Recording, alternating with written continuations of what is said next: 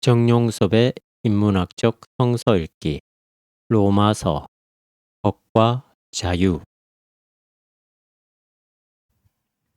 15. 생명과 평화 8장 1절에서 17절 죽음의 법과 성령의 법 이제 그리스도 예수와 함께 사는 사람들은 결코 단죄받는 일이 없습니다. 1절 바로 앞장에서 나는 참 비참한 인간입니다. 라고 말하던 바울이 이제 전혀 새로운 관점에서 말하기 시작했습니다. 율법에 사로잡혀 있던 사람들의 삶은 아무리 좋은 결과를 맺는다고 하더라도 죽음의 한계를 벗어나지 못하지만 성령의 법을 통해 예수 그리스도와 하나가 된 사람의 삶은 이런 차원과 근본적으로 다른 세계로 들어가기 때문에 법의 세계에서 작용하는 단죄가 있을 수 없다는 말입니다. 바울은 여기서 성령의 법과 죄와 죽음의 법을 대치시키고 있습니다. 우리는 이런 단어들의 사전적 의미를 아는 것으로 또는 이 개념을 추상적으로 해석하는 것으로 만족해서는 안 되고 바울이 이런 개념을 통해서 드러내려고 하는 그 실질을 찾아내야만 합니다.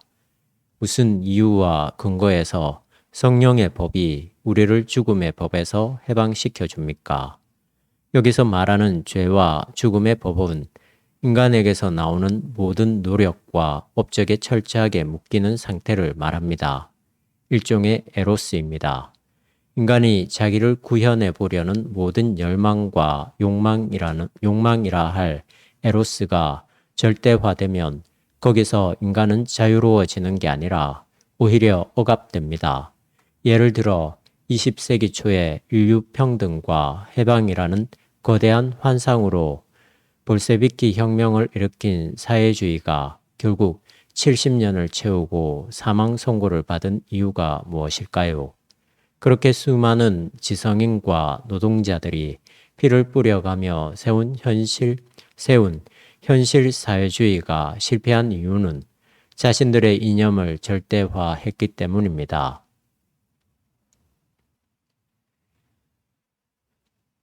인간을 구원하는 길은 사회주의라는 일종의 정체에 있는 게 아니라 그런 정체가 담아내야 할 훨씬 심원한 생명의 힘에 있다는 사실을 그들은 인정하지 않았습니다. 끊임없이 자기 갱신이 이루어지지 않는 사상이나 조직은 관료화, 율법화하며 따라서 생명을 담아낼 수 없게 됩니다. 그런 경직성은 새 포도주를 낡은 부대에 담아두는 것과 비슷합니다. 결국은 터지게 마련입니다.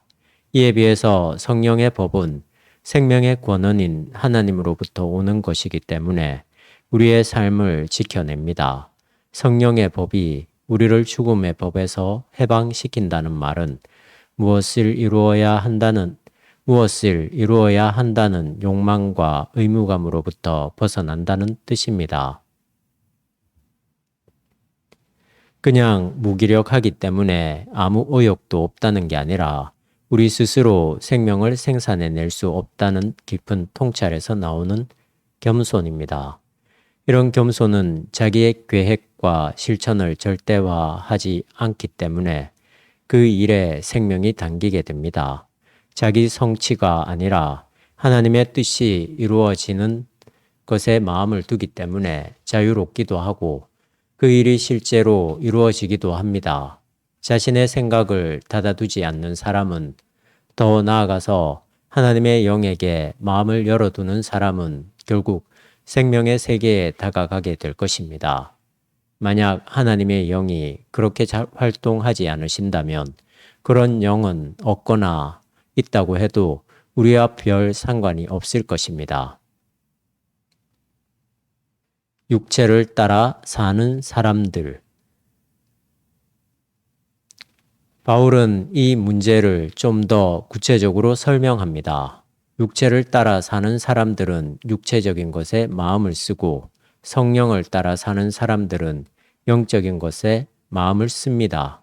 육체적인 것에 마음을 쓰면 죽음이 오고 영적인 것에 마음을 쓰면 생명과 평화가 옵니다.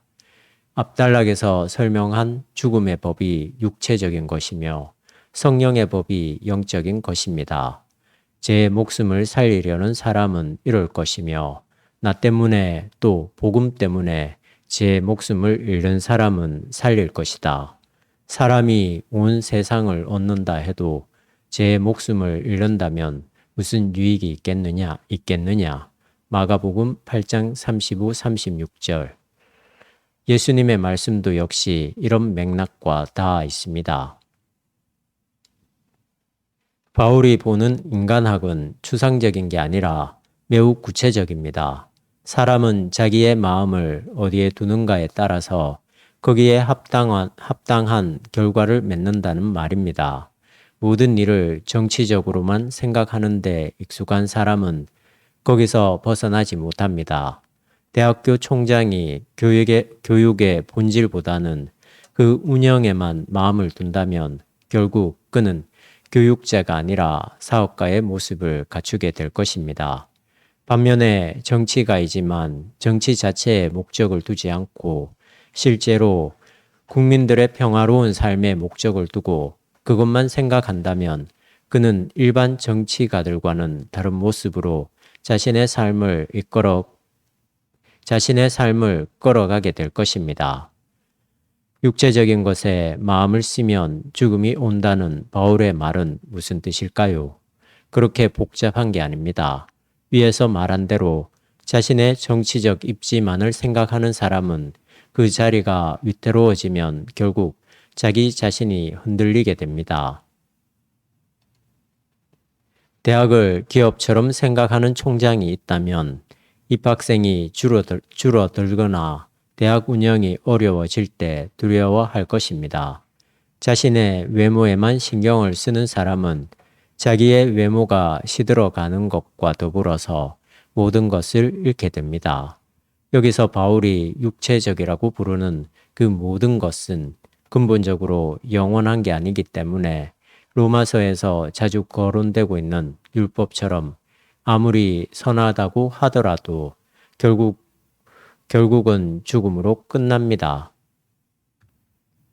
동네 꼬마들이 하루 종일 놀다가 집에서 부르면 그 모든 것을 접어두고 들어가야 하는 것처럼 그 마지막은 없음입니다. 그런데 7절에서 바울은 율법주의적인 삶의 실체를 아주 정확하게 짚어내고 있습니다. 육체적인 것에 마음을 쓰는 사람은 하느님의 율법에 복종하지도 않고 또 복종할 수도 없기 때문에 하느님의 원수가 됩니다. 원래 율법주의자들은 율법을 철저하게 지키는 사람들로 보이지만 율법에 관심이 있다기보다는 오히려 자기들을 드러내는 일에만 관심이 있습니다. 그게 곧 육체적인 것에 마음을 쓰는 것입니다. 옳습니다. 하나님이 주신 율법은 인간을 살리는 길이었지만 인간이 자기를 높이는 일에 그것을 이용함으로써 왜곡되었습니다. 이렇듯 육체적인 것에만 마음을 쓰는 사람들은 사람을 초월하는 하나님에게 순종할 수 없습니다. 아무리 순종하려고 노력해도 소용이 없습니다. 겉으로만 순종하는 것처럼 보일 뿐이고 실제로는 그 중심에는 아무런 관심이 없습니다. 이 말씀은 우리에게도 준엄한 기준으로 다가옵니다. 소위 하나님의 일을 한다고 자처하는 우리가 육체적인 것에만 마음을 두고 있는 것은 아닐까요? 겉으로만 그럴듯하게 보이지 실제로는 하나님에게 아무런 관심도 없는 사람들은 아닐까요? 만약 하나님의 일을 한다고 생각하면서 자기 자신을 드러내는 일에 마음이 쏠려 있다면 그것은 두말할 필요도 없이 육체적인 것에만 마음을 두는 사람입니다. 개교회와 노회, 총회, 에큐메니칼 조직에서 벌어지는 거의 모든 갈등은 바로 이 육체적인 것에 마음을 쓰기 때문이라고 보아야 할 것입니다. 성령을 따라 사는 사람들. 이에 비해 성령을 따라 사는 사람들은 첫째로 그 안에서 이미 율법의 요구가 이루어졌으며 4절, 둘째로 영적인 것에 마음을 쓰며 5절, 셋째로 생명과 평화를 얻습니다. 6절. 1. 율법의 요구가 이미 이루어졌다는 것은 겉으로 율법을 따르든지 않든지 상관없이 마음속에서 이미 하나님에게 순종한다는 뜻입니다. 그것이 곧 율법의 요구입니다. 성서가 우리에게 요구하는 것도 역시 이것 한 가지입니다. 하나님을 자신의 삶의 절대적인 토대로 삼는 일이 그것입니다. 이런 사람들은 당연히 자기를 목적으로 삼지 않을 것입니다. 하나님만이 자기의 삶에서 절대적으로 작용하게 된다면 그 하나님이 지으신 모든 사람과 자연을 사랑하게 될 것입니다. 가난한 사람들을 돌보며 이 사회가 정의로워질 수 있도록 최선을 다하게 될 것입니다. 비록 여러 인간적인 한계로 완전한 모습을 갖추지는 못한다고 하더라도 그래서 시험에 들리기도 하고 실수도 하지만 곧 하나님의 말씀으로 돌아오게 됩니다. 2. 그래서 바울은 성령을 따라 사는 사람들이 영적인 것에 마음을 쓴다고 지적합니다. 하나님이 영적인 존재이기 때문에 그렇습니다. 거꾸로 영적인 일에 마음을 쓰는 것이 곧 성령을 따라 사는 것이며 이것이 곧 하나님을 믿는 것입니다. 무엇이 영적인 것일까요? 흡사 구름을 타고 다니듯 현실의 삶을 떠나 있는 그 무엇으로 생각할 필요는 없습니다. 물론 영이 우리를 초월하고 있습니다만 그것은 우리의 현실과 아무런 관계도 없는 상태가 아닙니다. 내재적 초월이라고 하면 어떨까요? 이 현실, 이 역사의 내재에 있으면서 초월에 있다고 말입니다. 예컨대 사랑은 우리의 삶의 내재에 있으면서 또한 초월에 있습니다. 우리의 정신적인 삶을 끌어가는 힘이라는 점에서 내재에 있지만 우리가 그 사랑을 소유할 수 없다는 점에서 초월에 있습니다. 이 세상 어느 누구도 연극 예매권을 사듯이 사랑을 소유할 수는 없습니다. 그것은 전혀 다른 차원에서 우리의 삶에 개입되어 있는 하나님의 능력이며 더 나아가서 하나님 자체입니다. 그래도 여전히 우리의 질문은 살아 있습니다. 영적인 것은 무엇입니까? 성령을 따라 사는 사람들이 마음을 써야 할 영적인 것들은 무엇입니까? 생명에 관계된 것이라는 말 이외에는 아직 우리가 여기에 더 적합한 것을 생각할 수 없습니다. 영적인 것은 생명을 살려내는 것입니다. 우리가 성령을 따라서 사는 사람인지 아닌지를 알려면 우리가 생명을 추구하는 사람인지 아닌지를 확인하면 됩니다. 그런데 자칫하면 우리는 여기서 막다른 골목으로 빠져들 염려가 있습니다. 생명이 무엇이냐라는 질문이 주어지기 때문입니다. 영적인 것이 생명이라고 한다면 생명이 무엇인지 알아야 우리가 성령을 따라 사는 사람인지 아닌지 알 수 있을 테니까 말입니다. 솔직히 말해서 우리는 생명이 무엇인지 모릅니다. 그냥 이렇게 먹고 숨쉬고 사람들과 어울려서 사는 것 자체가 생명인지 이런 외형적인 삶을 관통하고 있는 그 무엇이 있는지 정확하게 잡아낼 수가 없습니다. 다만 우리는 하나님이 생명의 토대라고 말할 수는 있습니다. 인간이 창조될 때 하나님께서 숨을 불어 넣으셨으며 오늘도 이 지구의 모든 생명을 끌어가신다고 믿기 때문에 하나님과의 관계에서만 생명이 가능하다고 말합니다. 이렇게 되면 우리의 질문은 다시 처음으로 돌아갑니다. 하나님, 하나님의 성령, 영적인 것, 생명, 그리고 다시 하나님으로 돌아갑니다. 결국 우리는 이렇게 대답할 수 있을 뿐입니다. 생명의 권원이며 영적인 존재인 하나님은 아직 우리에게 완전히 드러나지 않았다고 말입니다. 하나님이 누구인지 알게 될 때 생명이 무엇인지 알려지게 될 것이며, 마찬가지로 생명이 무엇인지 밝혀질 때 하나님이 누구인지 알려질 것입니다. 이런 맥락에서 생물학이나 철학도 나름대로 하나님과 생명을 밝혀내는 일에 일조를 합니다. 오늘의 생명공학이 생명의 신비를 상당히 밝혀내고 있으며, 현대 철학도 역시 그 과정에 있습니다. 따라서 오늘의 신앙은 생명을 추구하는 주변의 학문과 또는 그런 종교와 끊임없는 대화를 진행해야 합니다.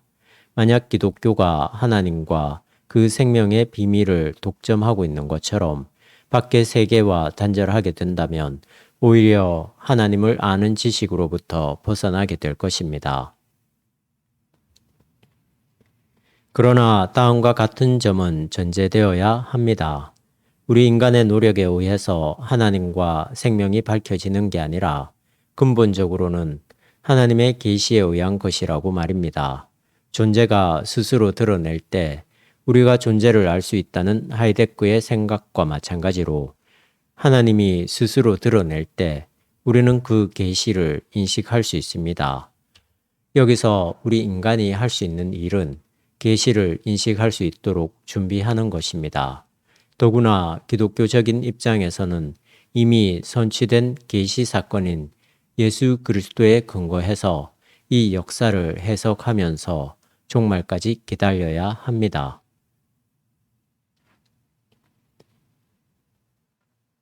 3. 성령을 따라 영적인 것에 마음을 쓰면 생명과 평화가 옵니다. 여기서 바울은 왜 생명과 평화를 동격으로 놓습니까? 아리스토텔레스 방식으로 말해서 생명은 형상이고 평화는 진료라는 뜻일까요? 이 문제는 잘 모르니까 접어두기로 하고, 또한 앞에서 생명에 대해서는 어느 정도 설명이 되었으니까 평화와의 연관성만 짚어보도록 하겠습니다. 잘은 몰라도 바울이 이렇게 중요한 대목에서 생명과 평화를 병렬시킨 것은 나름대로의 깊은 뜻이 있긴 있을 겁니다. 이렇게 생각해 볼까요? 생명의 세계를 맛본 사람은 평화를 얻는다고 말입니다. 그렇습니다. 우리가 지금 이렇게 불안하게 산다는 것은 생명과 끊겨 있다는 뜻이기도 합니다. 흡사 홍수에 떠내려 가듯이 생명의 근원과 단절되어 있으면 불안합니다. 그러나 구조 헬리콥터가 밧줄을 내려주었다면, 그리고 그것을 내가 잡았다면 아직 육지로 옮겨지지는 않았어도 불안하지는 않을 것입니다. 그 헬리콥터가 구조 활동을 완벽하게 수행할 수 있다는 사실을 내가 확신할 수 있다면 생명을 건졌다는 생각으로 평안해지겠지요. 이런 점에서 평화는 생명과 깊숙이 연관됩니다. 만약 생명의 깊이를 알게 된다면 우리가 개인적으로도 평화를 얻겠지만 사회적인 차원이나 국제적인 차원에서도 역시 평화를 얻게 될 것입니다.